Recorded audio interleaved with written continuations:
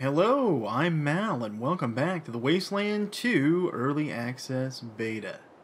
Well, we find ourselves, after successfully saving the miners at the Level Up mine, we find ourselves in the northwest corner of the area map. And I found a hidden cache, and I thought this was kind of cool. I think this is in a reference to all those cartridges that Atari buried in the desert for that really crappy game E.T. back in the day.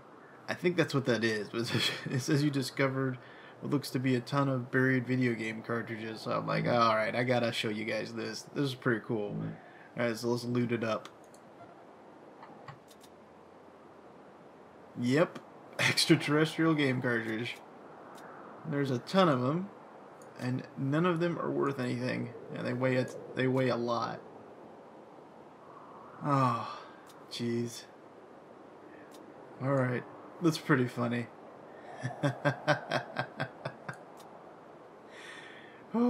Okay. So, getting back to some serious business here, let's take a look. We did get a new recruit, and this is the first time I've had this many people in the party, actually. And I think this is maximum. Yeah, 4 core plus 3 NPCs. I think this is the maximum number of party members you can have. So let's see here. Let's look at him. Takayuki, I guess. So, you know, I'm gonna call him Tak. So right up front, I'm telling you right now, his name is Tak, as far as I'm concerned, because I think that's cool. Here are his stats. He's super strong. He's got a 7 strength. Let's see here. His coordination, awareness, speed, well, you know, you guys can read here. But overall, I like his stat distribution. A little light on action points, but he's got a good combat initiative. You know, he can do decent damage. So then let's take a look at his skills. He has demolitions, which is nice, because I don't even have that in the group, right? And demolitions is primarily for disarming things. So that might come in handy. He's got brute force of 3. Maybe it'll come in handy, maybe it won't, who knows. Bladed and blunt weapons, which is nice. And then perception and brawling, which these are kind of throwaways. And I can see from, I guess, like a kind of a RPG, spicing the character up, right? He'd know how to scrap a little bit, brawling, and then, you know, he's got a little bit of perception. But in terms of, like, if you were creating this character, why would you have bladed weapons, blunt weapons, and brawling? It's, like, just kind of stupid, really. Distribution of skill points. But that said, I think what I'm gonna do with him, I've been toying around with this, is that I think I'm gonna make him the second assault rifle guy. And you'd be like, what? But Mal, he doesn't have that many attack points, and smudge. Yeah, okay, shush it. Here, let me explain. Because I can already hear people going, no! Okay, here's my thought process. He already has good close range support, right? So we'll just go ahead and continue probably bladed weapons. For his close range, maybe take that to a 4 or 5. So he's got close range support already, so he doesn't need to have, like, you know, a pistol skill as an offhand weapon. And then we get him a good souped up assault rifle, and then he can kind of share duty with Angela on the mid to long range heavy firepower, because quite honestly, you get a decent enough assault rifle and soup it up, it does pretty darn good damage, and is pretty efficient on the resources. Now, that said, I'm sort of at the point here where I haven't done everything, but I've done a lot. And there's a few more places for me to go, and I'm definitely going to do that. But long term, it depends. So maybe I will do assault rifles, or if I need to transition to a different weapon type like energy weapons, maybe this guy will be the energy weapons guy. Alright? Anyway, in any case, I was just kidding. I am interested in your thoughts and feedback about it, so go ahead and light up the comments and tell me what you think. Alright, so getting back to business at hand here. We are way the heck up here. Right here. And I think what I'm going to do, I guess we'll just go ahead and head to the Rail Nomads camp. Yep, we're going to head over that way. We'll see. If we get enough random encounters or something, the episode might just be random encounters. Do have, oh yeah, I wanted to show you guys this. Okay, so I picked up, okay, so this has got to be a mistake, right? Hold on, let me get through this part of the radiation cloud.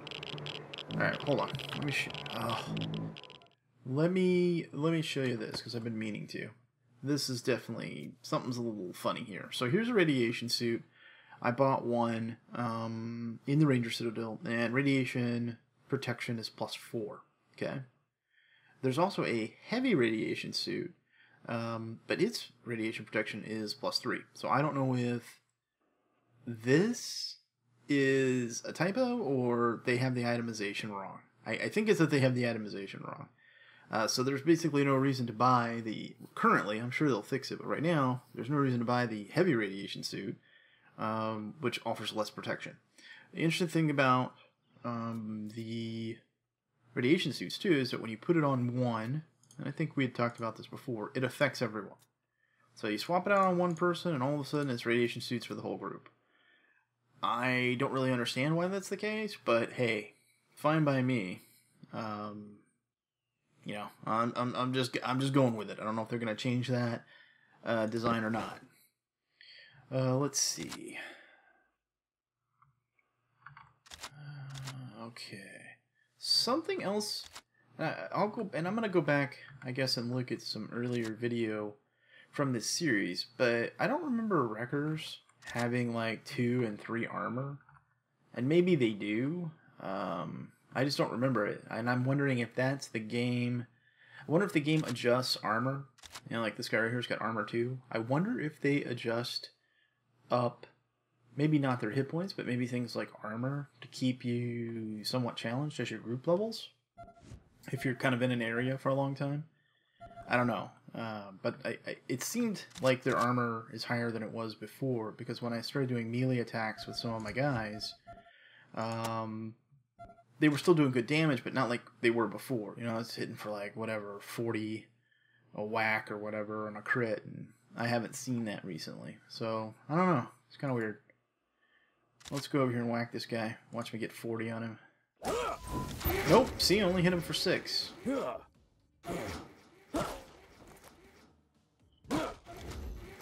Here, let's see. What do we get here? Come on.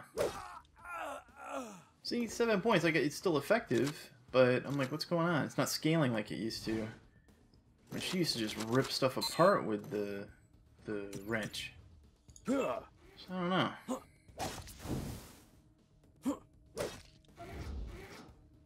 Alright, let's run up here.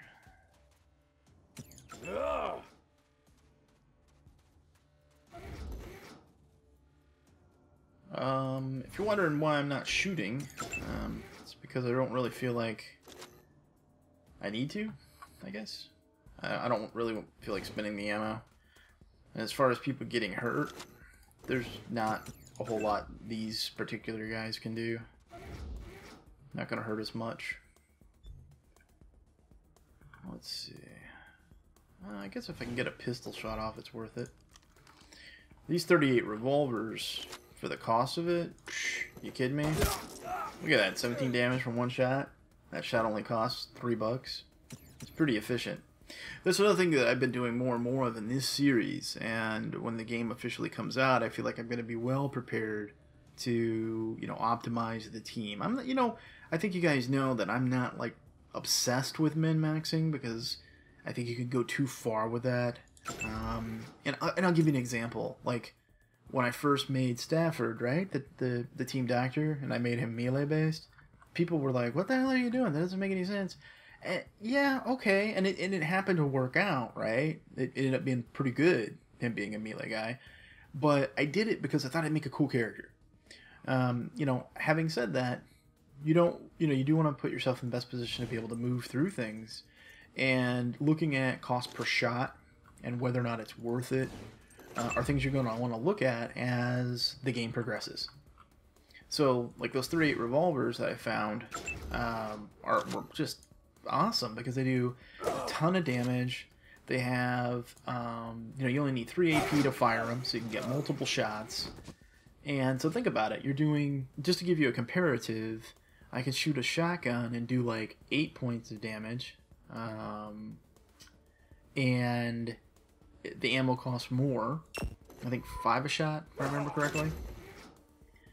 And it is nowhere near as effective. So it's just, oh shoot, I didn't mean to do that. Oh well. My point being is that make sure that as you're going through, if you've got opportunities to use obviously lower cost ammunition with weapons that are effective, you need to look for that. And at least in this part of the game, when you're still here in Arizona, you haven't gone to LA yet, that 38 revolver, if you get a hold of a few of those, this right here,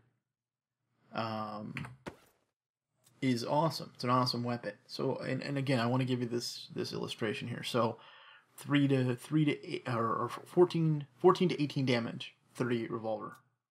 12 to 17 with the lever action shotgun. And it basically never hits for anything very high. Okay? Now, this ammo, oh, okay, I guess that's not the greatest example. Alright, so this ammo's cheap, but the 38 caliber is even cheaper. So I think this, if you buy it, is 5 or 6 or something like that, and the 38 caliber is 3 per shot. And then, you know, let's do that against something like, say, 30-06.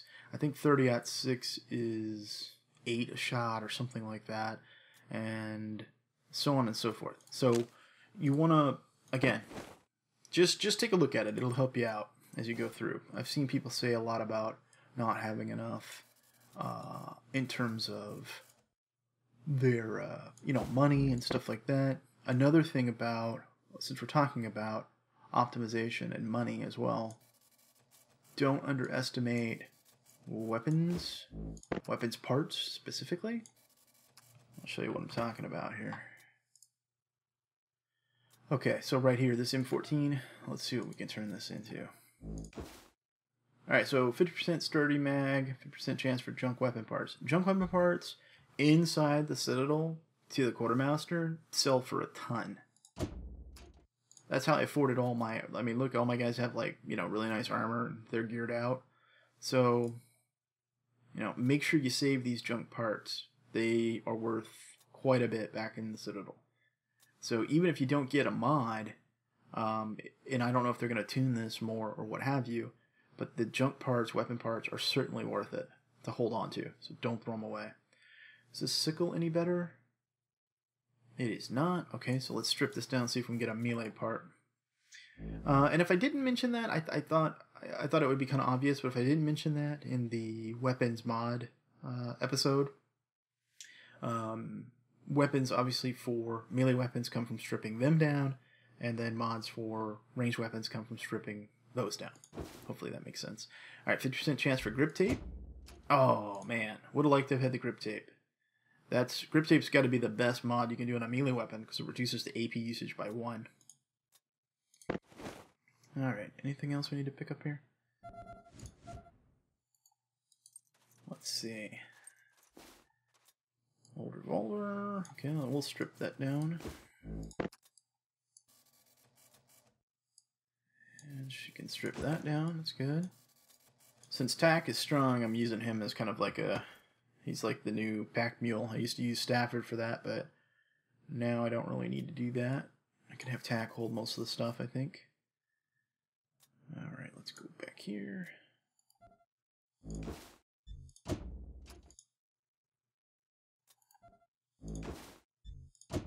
There we go, grip tape. Now, let's attach that to his pickaxe. Here we go. -1 AP attack. Alright, great. I think the pickaxe was already AP3, so I wonder if it's going to take it to AP2, or if they've got sort of like maximum efficiency ratings on things. I think they do, but we'll test it just to see. My guess is we'll get in another fight here before we get to the Alright, now as you can see, we weren't really taking any The damage. hammer will strike against the daughter of stars, and redbirds will fly out of the east and destroy Vegas in a night.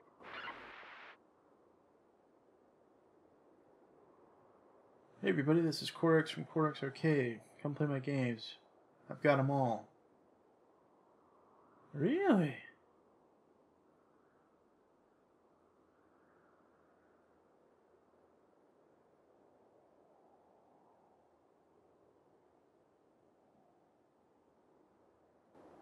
Interesting. Okay. All right. So as I've been getting different radio transmissions as I've been walking around here. Not taking damage from the radiation, obviously, because we have resistance now, which is nice. Let's go in here and get this weapon cache. 7.62. Okay. I guess you'll hold that.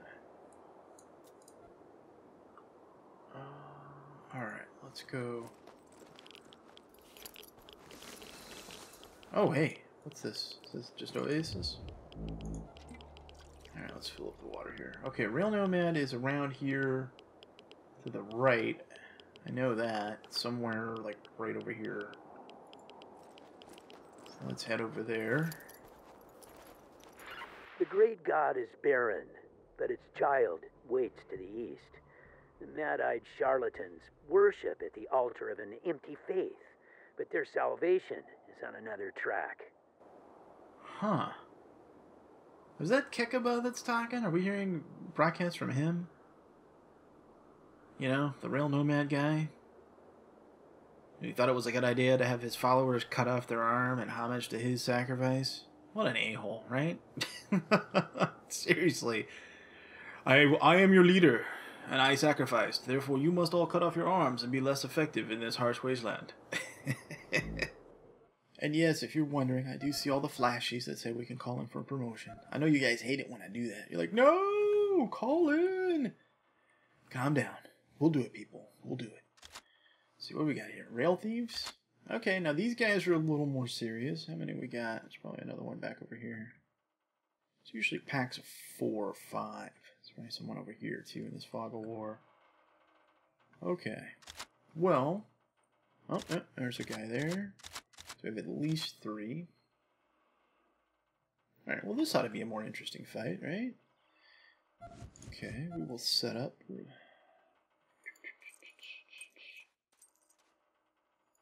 Like so. And I don't know if you guys saw how I did that. I just highlighted those two snipers and had them fire together in unison for the opening shot. It's a good way to take someone out right away or, you know, weaken them significantly. Let's see. Okay, Rail Thief. Okay, so one shot probably won't kill him, but take this guy right here. Let's go back to solo mode here. Okay, so like on this M16, I think I showed you guys this before. 3 shot or 1 shot just does brutal damage. See, 23 from 1 shot, so it's a super efficient weapon, at least at this point in the game. Almost took out the other guy too. I mean, took over half his health. That's pretty nice, right? Okay, let's see. Do I want to go ahead and shoot this guy? Sure.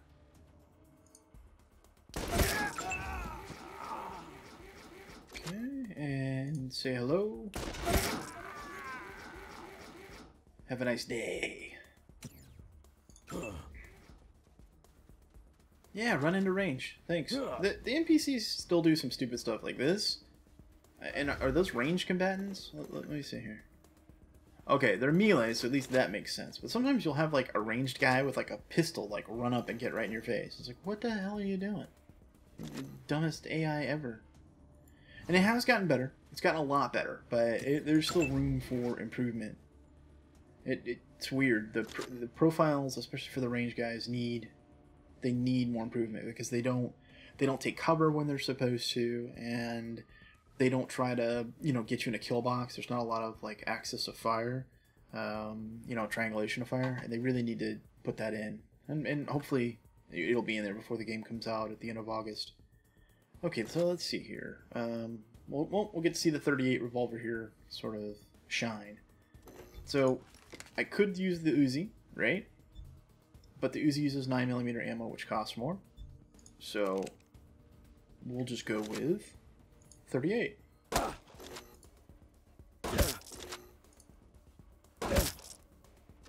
Damn near killed him. Alright, step back. And I actually will take, I guess, shotgun shot, because this is pretty cool here. The cone is wide like that because it starts off much more narrow. It's wide like that because I have put a choke on it. So the weapon's modified. And that was pretty decent. That was actually one of the better shots I've had. Get 2 targets, 10 points apiece, not bad. Now, will I do a second shot with this? Nope. Swap weapons. And I'll go for the shot with the 38, and then these 2 points I'll save, which will carry over to the next turn. I used to think having more than one weapon and weapon skill was somewhat of a waste, but it's not at all. Do I want to shoot this guy with... Yeah, let's just end it, I guess. So 325 XP for fighting these guys. I guess I've just been much more efficient this run through. I mean, at this point, you would think, as much as I've played, I would be able to, you know, do things, you know, optimally. So this series, you know, I found some weapon caches, and I took on some really hard random encounters early on, and was able to get a lot of money and upgrade everything. Obviously, I've got a much bigger team. So these fights at this point, you know, it's not like I'm really in any danger of the team dying. So I wonder what they're going to do on launch to sort of balance that out some more. And like I said earlier, I don't know if they're going to do the whole increase armor thing on opponents that you've fought before. Because I think that's what's happening with the wrecker guys, the lower level guys, is that they're getting more armor now. But I'm not sure. But some way to scale it, because, you know, you leave Arizona at one point in the story and go to Los Angeles, and then things, I guess things there get way like you thought you were a badass, and then you get to LA, and then they stamp your passport with go get yourself screwed. So it definitely it changes up. But I just want to see some challenge continue to be in this area, because you're in the Arizona area for a long time. I don't want it to start feeling like a cakewalk or anything. Now, I think when I get over to the prison, all right, when I get over to like the Happy Valley area, so I still don't think you can go actually into the prison after Danforth in this version of the build. Maybe you can. But there are some more challenging fights outside the Happy Valley area. If you guys remember from Series 3, I think it was, or 2, where I did that. But again, I just want there to be some challenge continue as you're in this area. Hey, what's up here? What are you? Oh, they're on the Element Camp. Okay. Derp. Alright, well, actually, you know what? I don't want to jump into a whole new area in this video, and I don't want the video to get too long. So I think I'll go ahead and end this one here. And you guys let me know. Do you want to see me play through the Real Nomad Camp? I mean, I really don't like the area. It's gigantic, and, you know, it'll take me 6 or 7 episodes to get through it. I've never been able to resolve it, you know, I guess there's some sequence of being able to get them to actually resolve their conflict peacefully.